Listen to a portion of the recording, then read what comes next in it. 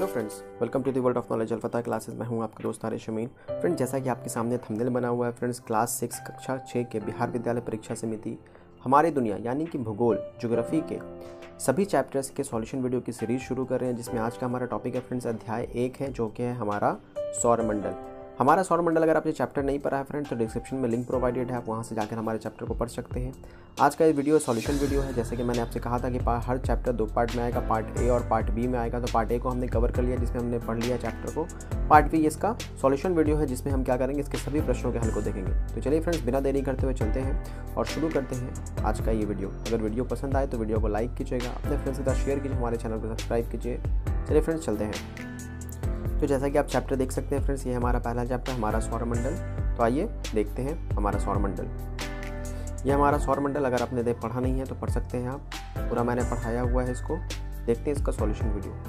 तो ये रहा कुछ एक्सरसाइज क्वेश्चन। इसमें पहला क्वेश्चन है हमारा, सही विकल्प को चुनें। मल्टीपल चॉइस क्वेश्चन है। पहला क्वेश्चन है, राशियों की कुल संख्या कितनी है। राशियों की कुल संख्या कितनी है, अगर आपने चैप्टर पढ़ा होगा तो आप इसलिए बता सकते हैं 12 है। फ्रेंड्स, मैं पहले 2 सेकंड का वक्त दूंगा, आप उसको खुद से बनाएं। अगर नहीं बनता है देन आफ्टर मैं आंसर बताऊंगा। दूसरा सवाल देखें तो सूर्य की आकृति कैसी है। तो सूर्य की आकृति कैसे बताइए फ्रेंड्स, कैसी होगी, गोल होगी, चिपटी होगी, वर्गाकार, आयताकार, कैसी है। तो सूर्य की आकृति कैसी है, गोल है। सौर परिवार का मुखिया कौन है। बहुत आसान सवाल है। तो सौर परिवार का मुखिया सौर है, इसलिए हम इसको क्या कहते हैं, सोलर सिस्टम कहते हैं। ग्रहों की कुल संख्या कितनी है, ये पूछ रहा है सवाल। तो आप बता सकते हैं पहले 9 था, लेकिन अभी कितना है फ्रेंड्स, 8 है। प्लूटो को ग्रहों की श्रेणी से हटा दिया गया, इसको क्षुद्र ग्रह बना दिया गया है।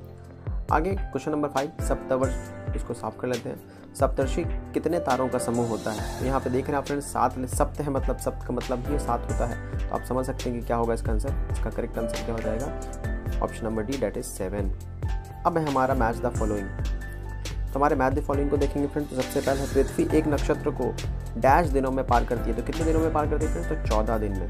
पहला का आंसर कितना हो जाएगा, 14 हो जाएगा। क्वेश्चन नंबर 2, विषुवत रेखा पर ध्रुव तारा डैश पर दिखाई पड़ता है। इसको थोड़ा क्लियर कर लेता हूँ। तो कहाँ दिखाई पड़ता है, तो हॉरिजॉन्टल पर दिखाई पड़ता है, जिसको हम हिंदी में क्या कहते हैं, क्षितिज कहते हैं, क्षितिज। तो दूसरा का ऑप्शन क्या हो जाएगा, क्षितिज इज द आंसर। तीसरा, मंगल और डैश ग्रह के बीच क्षुद्र ग्रह पाए जाते हैं। तो वो कौन सा ग्रह है फ्रेंड्स, तो आप बता सकते हैं वो कौन है, तो बृहस्पति है, बृहस्पति।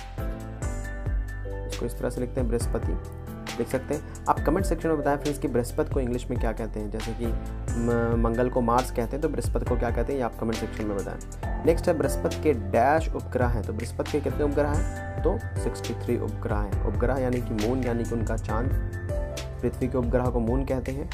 तो बृहस्पति के कितने उपग्रह हैं, तो 63 उपग्रह हैं। सूर्य का प्रकाश पृथ्वी तक पहुंचने में कितना समय लगता है। तो सूर्य का प्रकाश पृथ्वी तक पहुंचने में 8 मिनट का समय लगता है।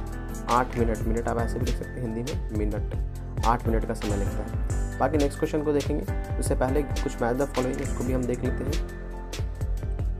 ये है हमारा question number 4, match the following. फिर इसको क्वेश्चन आंसर की तरफ आएंगे हम। तो पहला क्वेश्चन है बुध। एक ऑप्शन ए, कॉलम ए और कॉलम बी को मैच करना है। तो सबसे पहले बुध, जिसको हम मरकरी कहते हैं। तो आप देख सकते हैं मरकरी जो वो सबसे छोटा ग्रह है, तो ये क्या हो जाएगा, यहाँ पे 1 हो जाएगा।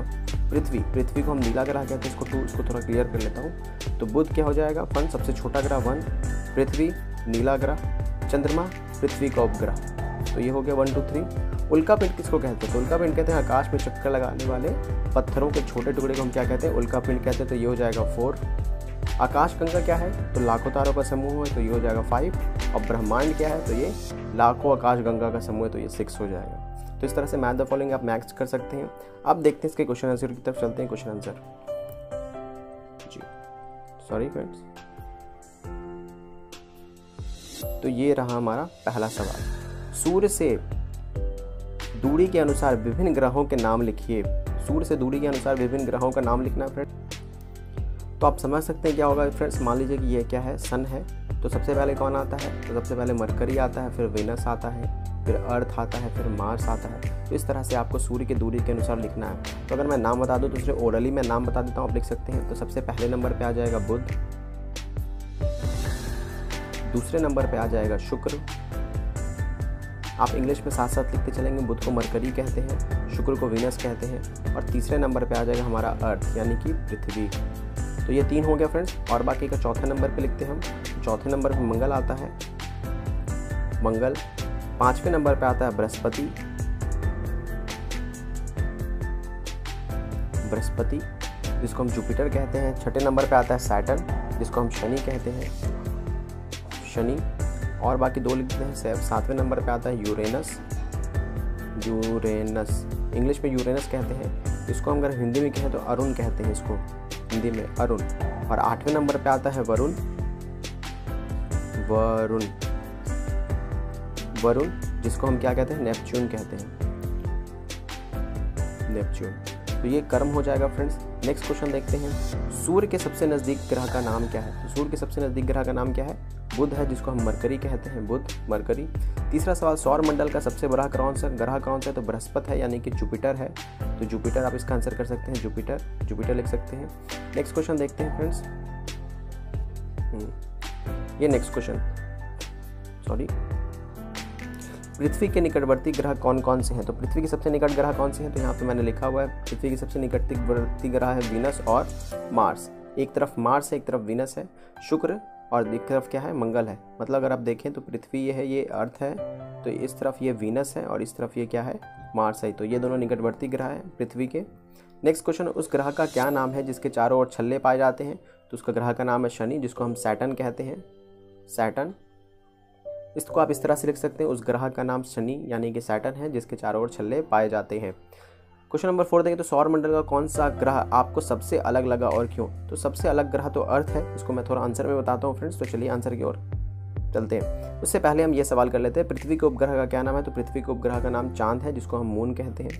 आप चांद इस तरह से लिख सकते हैं, चांद, चांद कहते हैं। और बाकी ये दोनों सवाल का हम आंसर थोड़ा करेंगे। तो आइए फ्रेंड्स शुरू करते हैं। तो आइए फ्रेंड्स इस सवाल का जवाब देखते हैं कि सौर मंडल का कौन सा ग्रह आपको सबसे अलग लगा और क्यों? तो सौर मंडल का पृथ्वी ग्रह हमें सबसे अलग लगता है, क्यों? क्योंकि यहीं पर लाइफ पॉसिबल है। यहाँ लाइफ क्यों पॉसिबल है? तो यहाँ वाटर है, ऑक्सीजन है, एटमॉस्फेयर है, जिस वजह से यहाँ लाइफ पॉसिबल है। तो ये सारी बातों को हम लिखेंगे, क्योंकि यही वह ग्रह है जहाँ जीवन मिलता है। यहाँ जल एवं जीवन के लिए आवश्यक गैसें मौजूद हैं और अंतरिक्ष में देखने पर यह नीली दिखाई देती है। यही है हमारी पृथ्वी जिस पर हम रहते हैं। तो सबसे अलग जो ग्रह है, सबसे यूनिक प्लैनेट, इसलिए हम पृथ्वी को यूनिक प्लैनेट भी कहते हैं। सबसे यूनिक है ये, क्यों? क्योंकि यहाँ पे लाइफ पॉसिबल है और बाकी किसी भी प्लैनेट पर लाइफ पॉसिबल नहीं है। एक क्वेश्चन और है यहाँ पे फ्रेंड्स, वे कौन कौन से ग्रह हैं जो पृथ्वी के घूमने की विपरीत दिशा में घूमते हैं? अगर आपने चैप्टर पढ़ा होगा तो इसका आंसर आप इजीली कर सकते हैं फ्रेंड्स। मैं आपको यहाँ पे बता देता हूँ, वो 2 ग्रह हैं जो पृथ्वी की, जो बाकी ग्रहों के विपरीत दिशा में घूमते हैं। एक यूरेनस है और एक वीनस है, यूरेनस और वीनस। तो आप इस तरह से याद कर सकते हैं, ये जितने भी ग्रह हैं उनके उल्टी दिशा में ये घूमते हैं, पृथ्वी की दिशा में नहीं घूमते। पृथ्वी कैसे घूमती है? तो पृथ्वी की जो घूमने की दशा है वो पूरब से पश्चिम इस तरह से घूमती है। मान लीजिए, इसको अच्छे से और क्लियर कर दूँ मैं, तो ये सन है, ये सन है, और ये अगर अर्थ है तो ये किस डायरेक्शन में घूमता है? तो इस डायरेक्शन में घूमता है, इस डायरेक्शन में ये घूमते रहता है, ये गोल गोल गोल गोल घूमता है, इस डायरेक्शन में ऐसे घूमता है। जबकि जो यूरेनस और वीनस है वो किस डायरेक्शन में घूमता है? इस डायरेक्शन में घूमता है, यूरेनस और वीनस। तो इसको आप यूवी से याद रख सकते हैं, यूवी यूवी यूवी 2 प्लैनेट ऐसा है जो उल्टे दिशा में घूमता है। और बाकी बात करें हम आकाशगंगा क्या है, तो आकाशगंगा जो है लाखों की संख्या में तारों का क्या है, समूह है, या करोड़ों कह सकते हैं, या फिर आप कह सकते हैं लाखों की संख्या में तारों का समूह। लाखों की संख्या में तारों के समूह को हम क्या कहते हैं? तारों के समूह को हम क्या कहते हैं? आकाशगंगा कहते हैं। तो इस तरह से हमने कंप्लीट वीडियो देखा फ्रेंड्स। अगर वीडियो पसंद आया हो तो वीडियो को लाइक कीजिए, अपने फ्रेंड्स के साथ शेयर कीजिए, हमारे चैनल को सब्सक्राइब कीजिए। मिलेंगे नेक्स्ट वीडियो में, तब तक के लिए अपना ख्याल रखें। Take care, bye bye.